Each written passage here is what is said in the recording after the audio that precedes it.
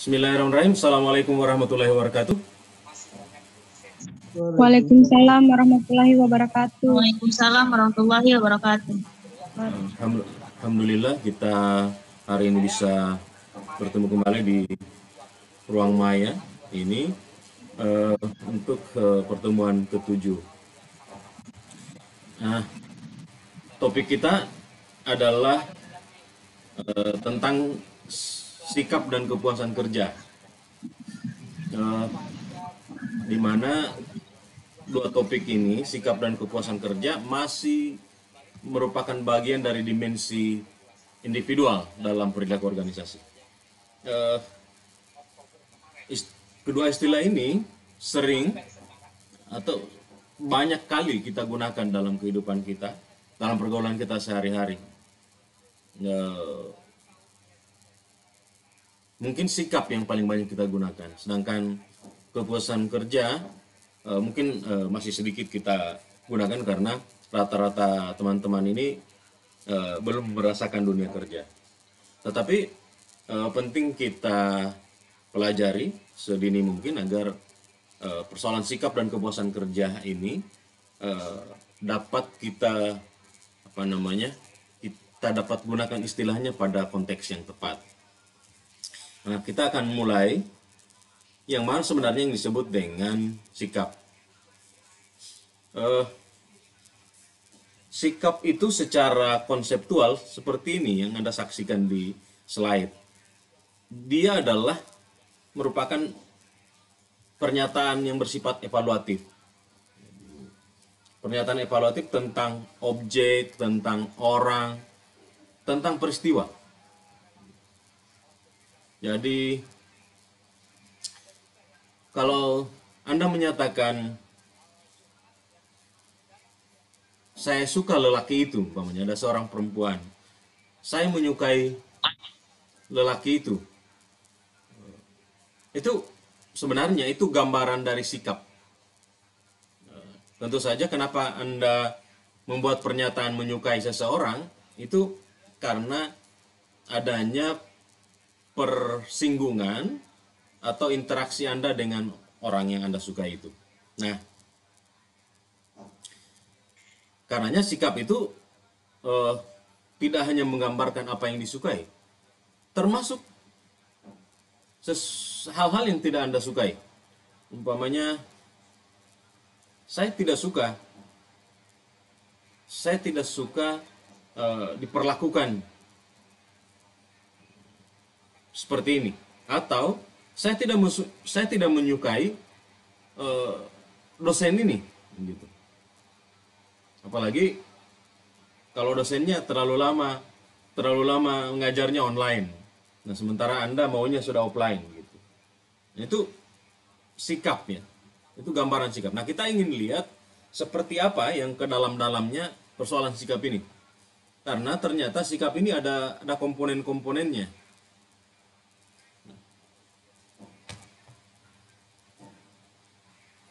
Jadi ada komponen kognitif dari sikap itu, ada komponen afektif, dan yang ketiga ada komponen behavioral. Ketiga komponen ini adalah merupakan satu kesinambungan. Jika sudah mulai dari kognitif, itu biasanya berlanjut ke afektif dan biasanya berlanjut ke behavioral. Kita akan lihat seperti apa contohnya. Seperti yang tadi, pernyataan kognitif yang mudah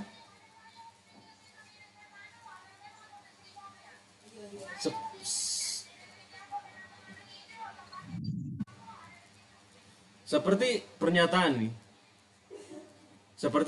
yang di atas ini, gaji saya rendah. Itu pernyataan kognitif. Itu merupakan luapan paling nampak dan sangat kritis yang dihadapi oleh setiap orang ketika dia diperhadapkan pada sesuatu yang dia tidak sukai ataupun yang dia sukai. Nah, ini konteksnya pernyataan orang ketika dia mendapatkan dirinya diberikan imbalan atas pekerjaannya tetapi tidak sesuai dengan harapan. Maka dia mengatakan gaji saya rendah. Itu pernyataan kognitif. Tetapi ini masih yang level paling rendah dari komponen sikap. Nah, yang kedua, ada yang tidak cukup dengan membuat pernyataan seperti ini. Umpamanya saya tidak suka si A, atau saya tidak menyukai dosen A. Ada yang melanjutkannya pada aspek afektifnya. Jadi ketika dia sudah bilang gaji saya rendah, dia akan lanjut, saya marah karena digaji kecil.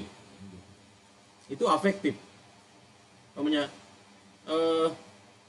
saya marah karena dosennya tidak mau kasih kuliah offline. Nah, gitu. Itu afektif. Nah, yang ketiga, behavioral, itu perilaku, itu cenderung untuk melakukan sesuatu. Misalnya, yang ketiga itu akan keluar pernyataan lagi, saya akan mencari pekerjaan yang lain yang menggaji saya lebih layak. Gitu. Itu sikap pada aspek behavioral. Atau kalau mahasiswa terhadap dosennya akan mengatakan,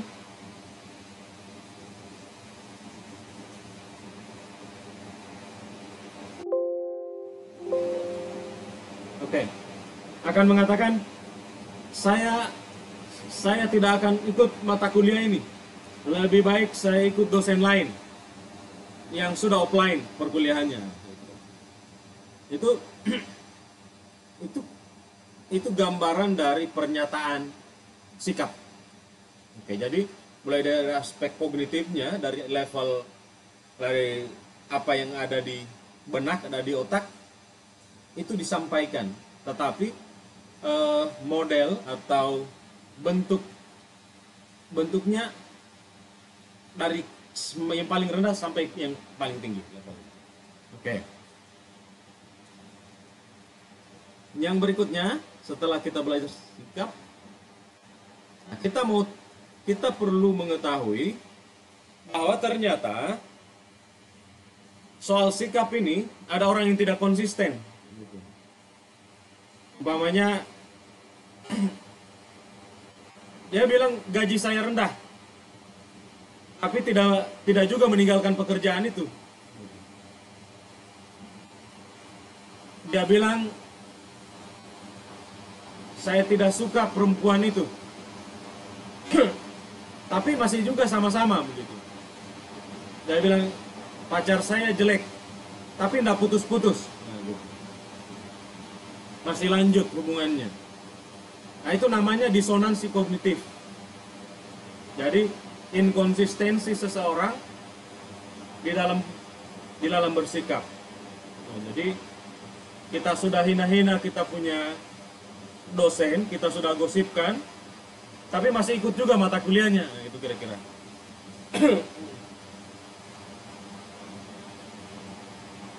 Nah, sekarang topik berikutnya adalah emosi dan moods. Jadi biasanya emosi itu kan luapan perasaan. Tapi biasanya umurnya lebih pendek, dia berlangsung singkat. Setelah dikeluarkan, selesai. Makanya bentuknya bisa Anda marah, sedih, dan seterusnya. Itu emosi. Sedangkan moods itu suasana hati. Biasanya umurnya lebih panjang. Akan tetapi suasana hati itu biasanya dapat pula disebabkan oleh emosi. Jadi kesinambungan dari emosi itu bisa membuat orang menyebabkan mood. Jadi biasanya orang yang bawa perasaan itu awalnya dari emosi, kemudian lanjut menjadi baper. Baper itu biasanya agak lama dan kadang-kadang tidak perlu menyinggung seseorang secara langsung.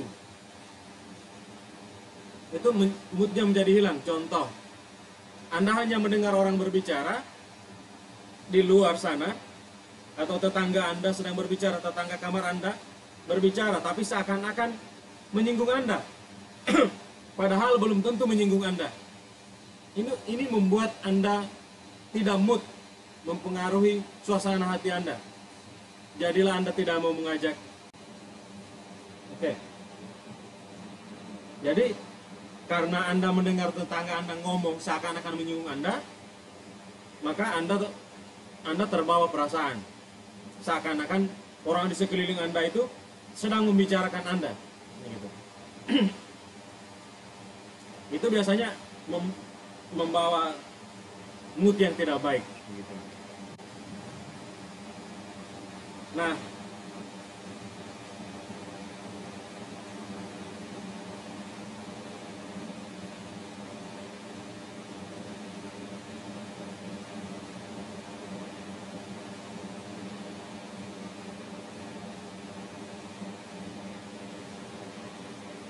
sedangkan kalau kepuasan kerja itu biasanya respon kita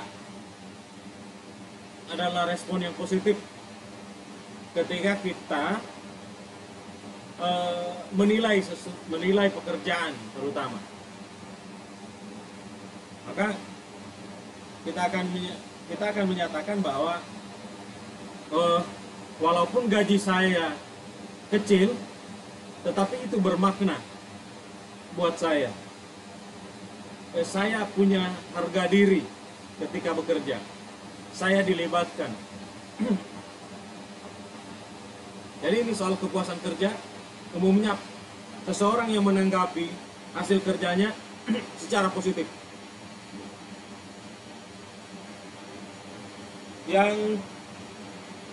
Nah, kita mau lihat apa aspek yang terkait dengan kepuasan kerja.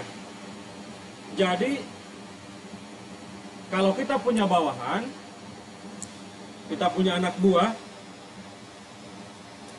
jika kita harapkan mereka akan memiliki kepuasan kerja yang tinggi, maka ada dua hal yang dapat kita lakukan, yaitu melibatkan mereka dan melakukan pemberdayaan.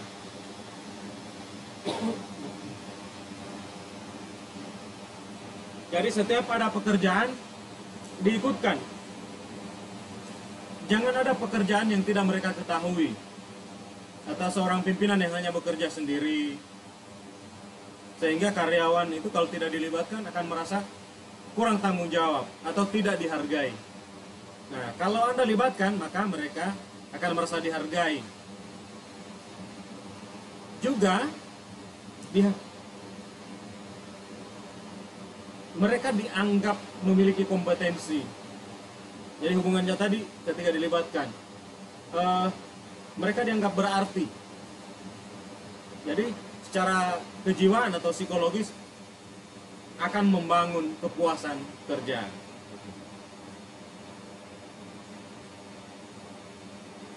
Nah, ini kita kembali ke emosi dan mood tadi. Oke. Sampai di sini ada pertanyaan?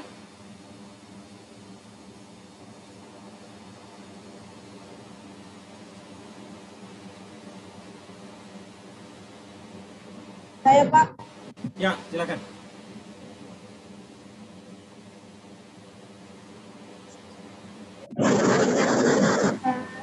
Jadi begini Pak, dalam sikap dan kepuasan kerja mengenai sikap, apakah dalam berperilaku harus selalu mengikuti sikap atau tidak Pak? Halo. Penjelasannya. Halo. Iya, halo.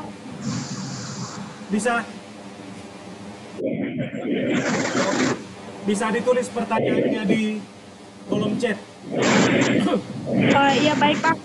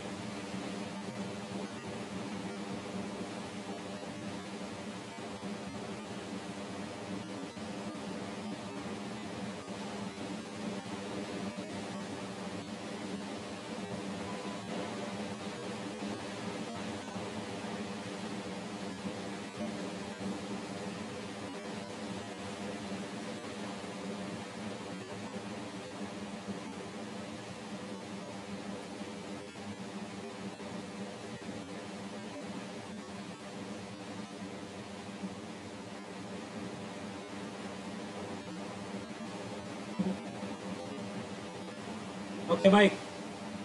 Mudah-mudahan bisa didengar suara saya ya. Jadi sebelum terbentuk perilaku, itu selalu ada sikap duluan ya. Makanya tadi itu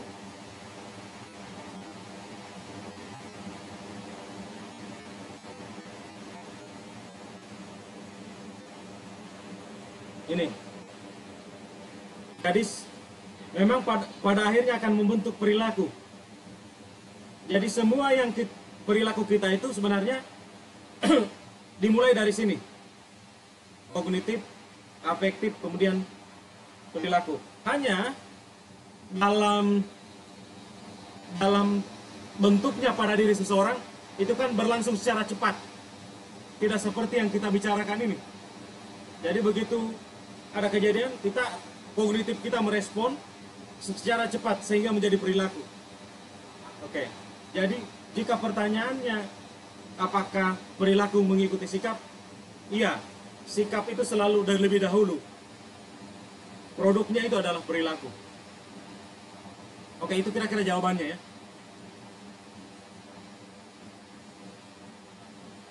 Oke. Ada lagi?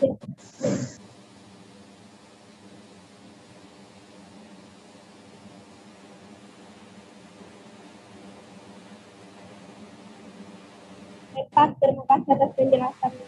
Oke.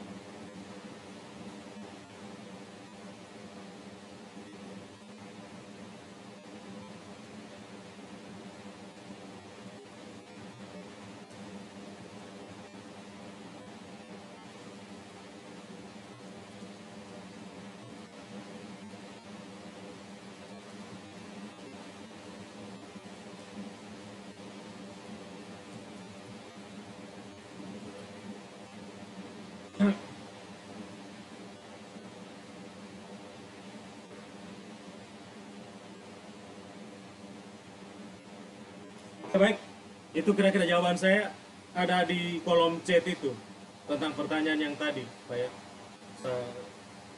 baca. Oke, saya kira ada lagi ya. Oke. Ini baru hanya 16 hari ini yang bergabung di perkuliahan kita. Jika tidak ada lagi yang bertanya, maka perkuliahan saya cukupkan sampai di sini. Ini cuaca juga kurang bagus sehingga mungkin agak kita terhalang. Tapi semoga saya harapkan Anda tetap belajar di rumah, membaca, mengulang apa yang kita sudah diskusikan di ruang ini.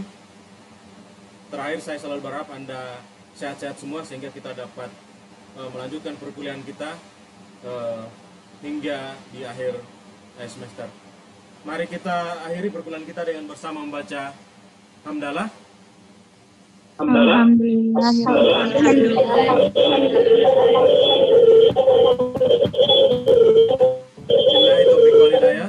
Assalamualaikum warahmatullahi wabarakatuh. Waalaikumsalam warahmatullahi wabarakatuh.